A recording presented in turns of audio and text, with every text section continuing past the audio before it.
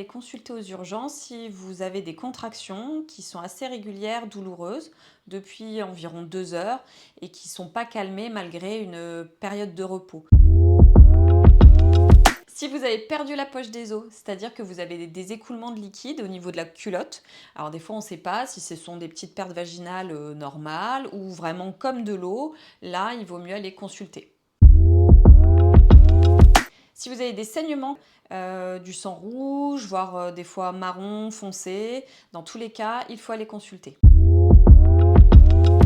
En cas de chute ou de choc au niveau du ventre, si vous recevez un coup ou que vous avez un accident de la vie de tous les jours.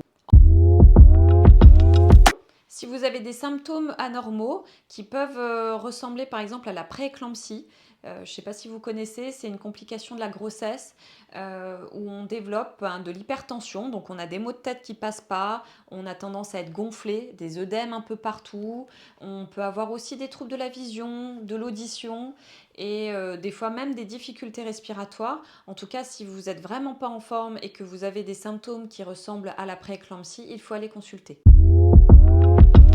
Si vous avez de la fièvre, notamment une fièvre au-dessus de 38, voire 38,5, il faut aller consulter aux urgences pour faire un bilan complet et notamment vérifier que vous n'ayez pas attrapé le chikungunya qui nécessite une surveillance particulière pendant la grossesse.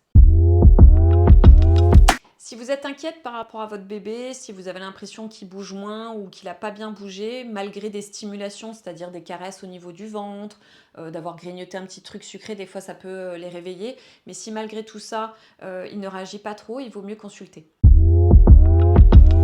Et si c'est le grand jour, c'est-à-dire que vous avez atteint le jour du terme de votre grossesse, la date d'accouchement, et que bébé n'a pas encore pointé le bout de son nez, là il faut aller à la maternité.